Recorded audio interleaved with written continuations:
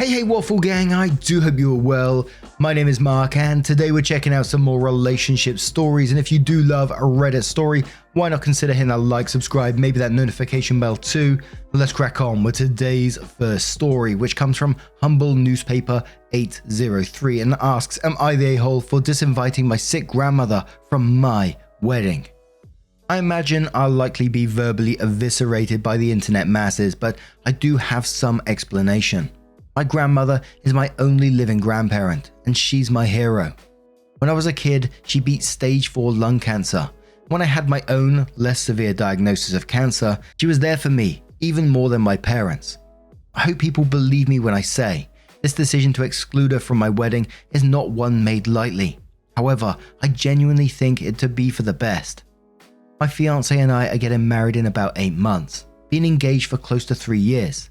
We hadn't intended for such a long engagement, but it's where the dice fell.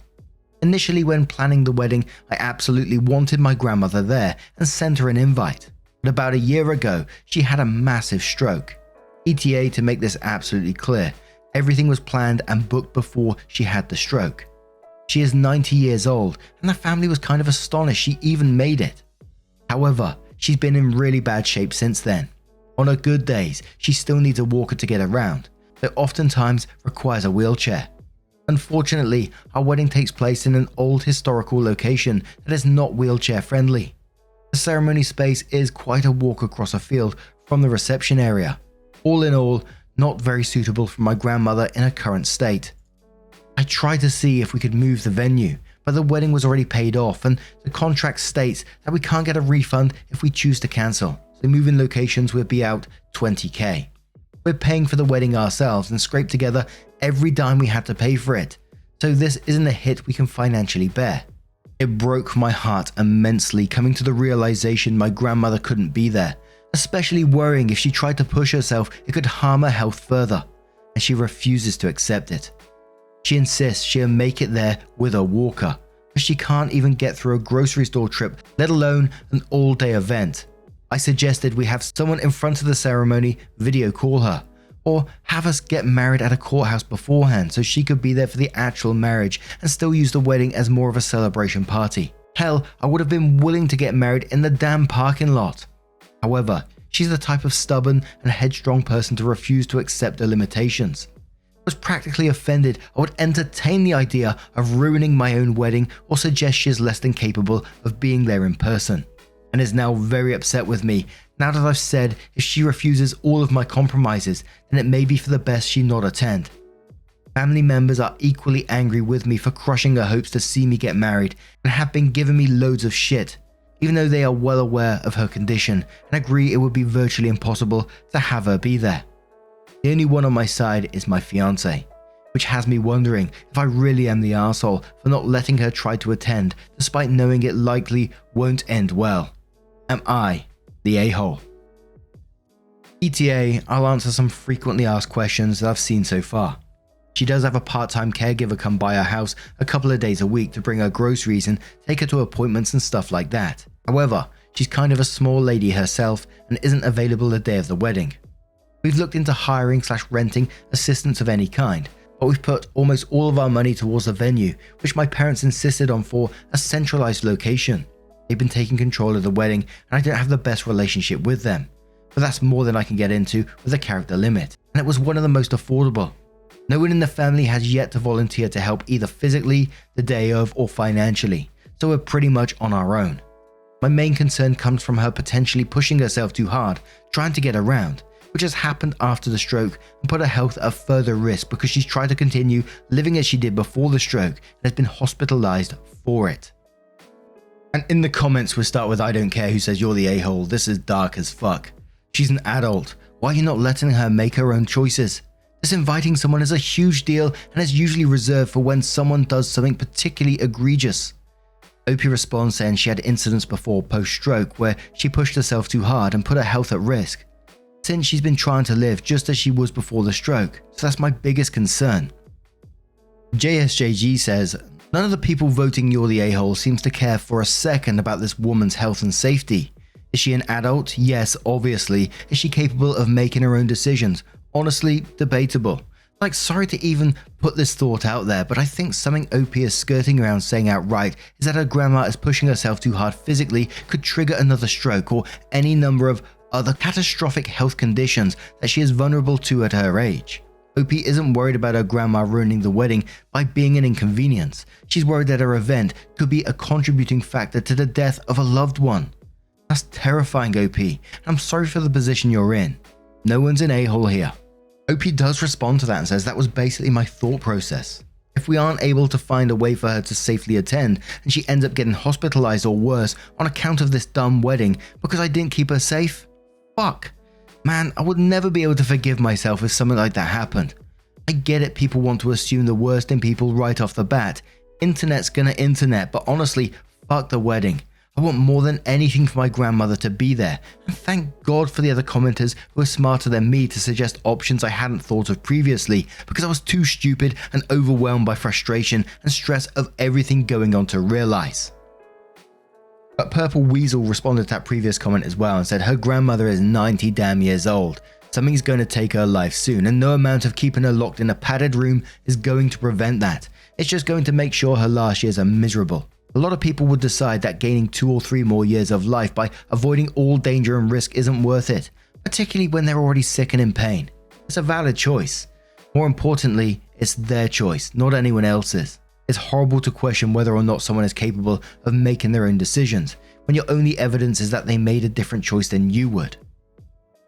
Poor Execution says, okay, so before my granddad passed away, I was essentially his personal assistant. Like your grandmother, he had a cane but also a wheelchair, and I'd wheel him around everywhere. So I say this from experience. Most historical sites do make accommodations for elderly or disabled people. Please, please, please talk to the venue and get them to set something up. If there's stairs, chances are they have collapsible ramps. If there's a long stretch of grass, I can assure you they have some form of transport across it. And if they don't, get 2 wood planks and wheel her across those. I won't pass a judgment, but I will say that you need to tell your venue and tell them you have disabled guests and you need to talk about the accommodations they have. And one more comment from GP who says, you're the a-hole because of the disinvitation. Let her decide if she wants to come or not. I think you're giving up too easily on the wheelchair option. Go for a third option. Google wheelchair rentals in your area. Look around for them. Ask through your network of friends if one of your friends would be willing to push her around in a wheelchair for the day if you need them at the wedding. It's unlikely grandma will want to stay there for the entire reception. Maybe you can hire someone for the day. Post in some community groups. Maybe you have a friend of a friend.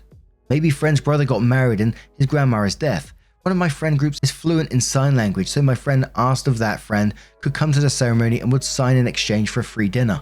I understand you have a lot to do with the wedding, but if your grandma is as special to you as you make her out to be, I think she's worth the extra effort, and not just let the wedding planner say, oh, it's too hard and disinvite her. OP responds to that one and says, I mentioned in another comment, but I will admit part of it has been a result of a lot of frustration and lack of any sort of help from family. Not just for the wedding, but it feels like they've given up on her altogether. And I'm kind of at my wit's end with them and didn't know what else to do. So that's been taking its toll, I think. But fortunately, some comments have given some ideas I hadn't thought of before, so I hope we can still have some options to look into. But then OP kindly updates their post and says, hi, I wanted to give an update to my previous post. There are a lot of repeat questions and some things I couldn't explain fully due to the character limit, so hopefully I can provide some clarification. I was concerned and initially made the decision to uninvite her because she was insistent on living life just as she did before her stroke, and didn't even want a part-time caregiver until an incident at the grocery store that ended with her hospitalized. I didn't want her to be in a similar situation just for me. If she got hurt or worse as a result of her overexerting herself at my wedding, I would never forgive myself. I thought I was doing the right thing for her sake, but a lot of comments gave me some much needed perspective. A handful of people were convinced I was embarrassed by my grandmother's health issues, worried she would ruin the wedding, or hoped my grandmother would pass away. As my grandmother is fond of saying, even Evel Knievel couldn't make that leap. I will admit part of why I came to the decision was the result of frustration and lack of any sort of help from family. Not just for the wedding, but it feels like they've given up on her altogether.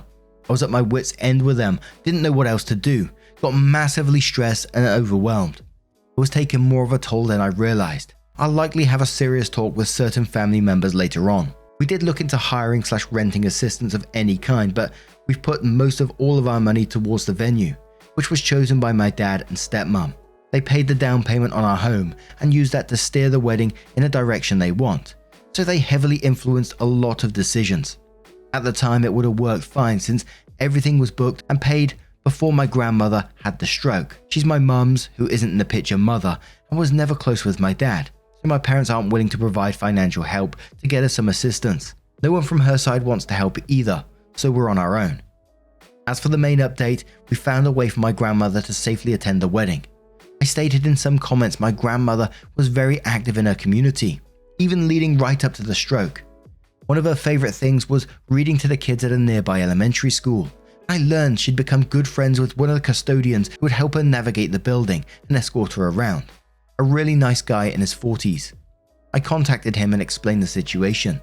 He said he would love to be a dedicated help for the day of the wedding. When he said that, the relief and excitement I felt was indescribable. Of course, I went to my grandmother and begged forgiveness and explained the plan for the day. She was happy with the arrangement and said, while she understood I had good intentions, if I try any nonsense like that again, she'd drop dead out of spite. Thank you for all your help and judgment. And that's a lovely update, and I'm glad you're able to get your grandma there because it sounds like what you really wanted, and I can really read the love for your grandma in this one post. And I do understand where Opie was coming from. I don't agree with the disinviting or anything like that, but I get the concern that you don't want to, cause your loved one any further pain or injury or anything like that. Of course, it's her decision in the end, and I think that should be respected, but we had a very, very similar conversation when, for the last year of my dad's life, because we knew, it was coming within the 9 months we was told, but we had a family wedding coming up and was like, we wasn't sure if he was going to make it to the wedding or not, but we knew it, if dad was still with us, bless him, he would want to be at that wedding. So we would have found a way of doing it. But I gotta tell you, of course, as a family, we were concerned. Would moving him around, getting him upstairs and stuff like that, cause him further pain? All these worries are in your head. And of course, if you really want to look at it in a certain way, he would have wanted to be there anyway. We knew he wasn't with us for much longer. And that would have been his attitude towards it as well. But you can't help but feel guilty, feel sad, and is it the right thing to do? And all the questions and stuff going on in your head, your mind gets clouded sometimes.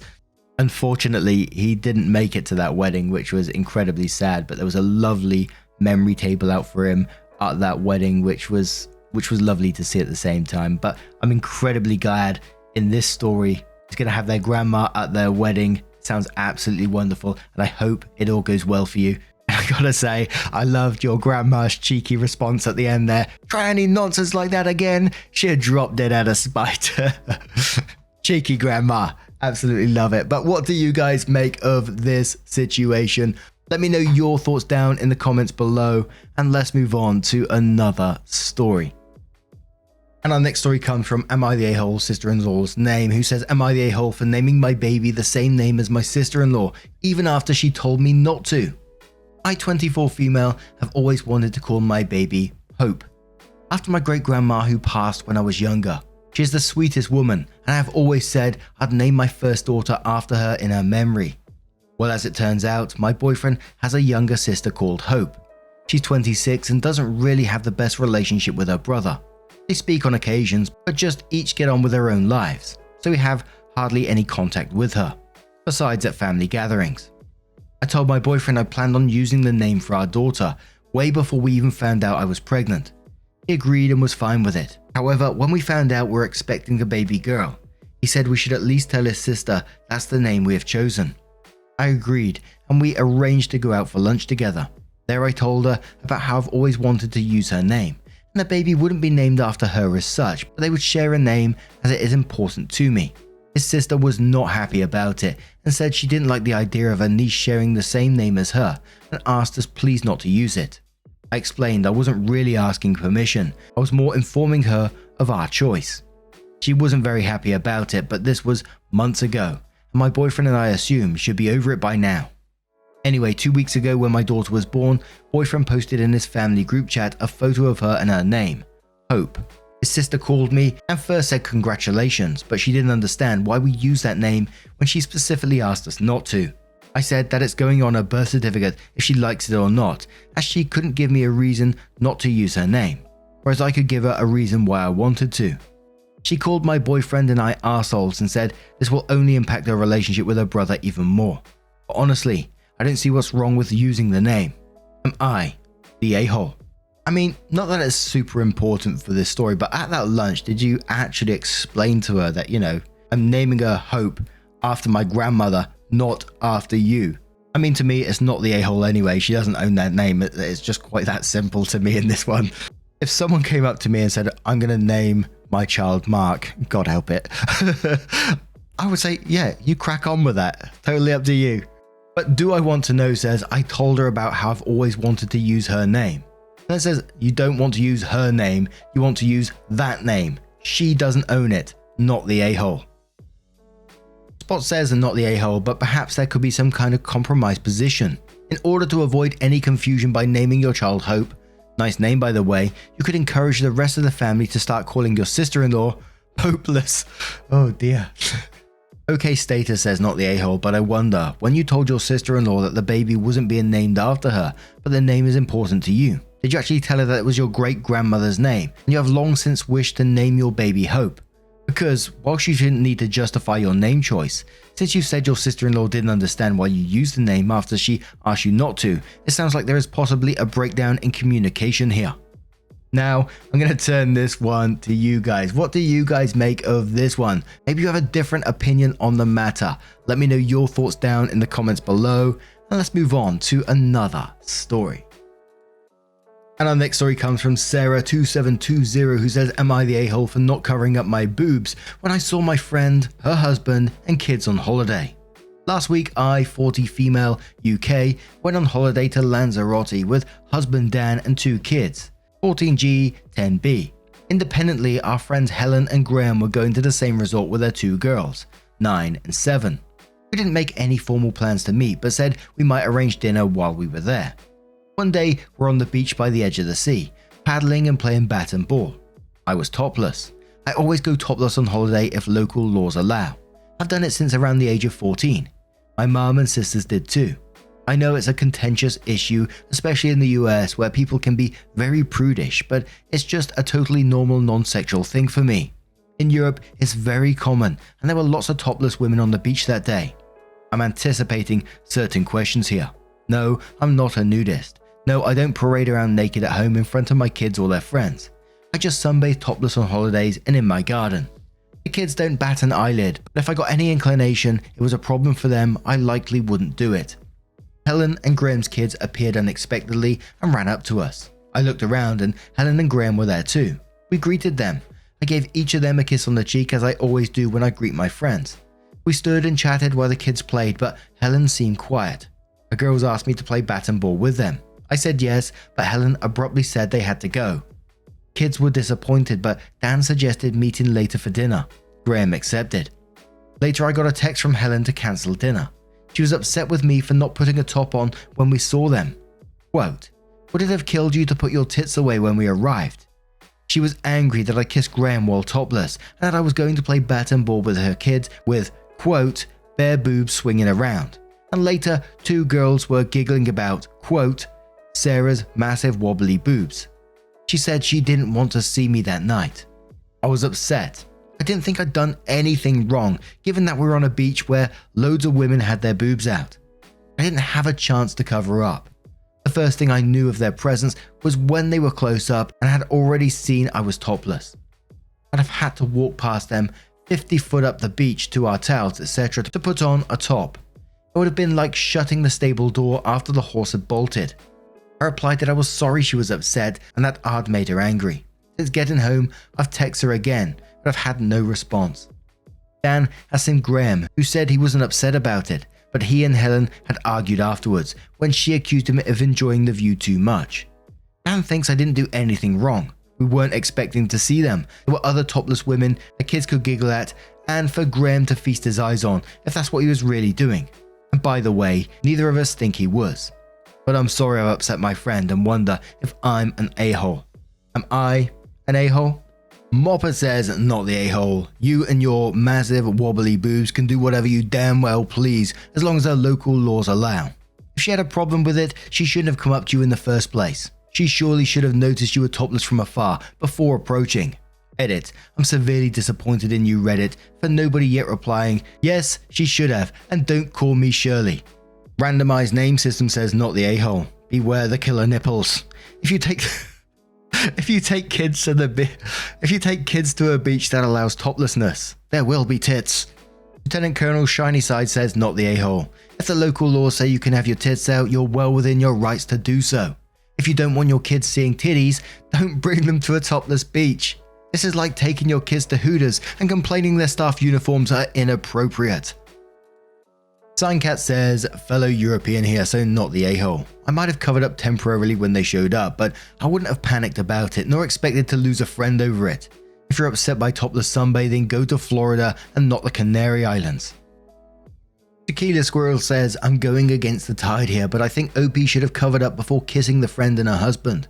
The reason being, that say she was topless in her home and they turned up unexpectedly at the door, would she just carry on doing everything topless then too? I get sunbathing topless on holiday, but when your friend's husband and kids turn up unexpectedly, in my opinion, it's just kind of manners to cover up. I don't know, maybe I'm just overly polite, lol.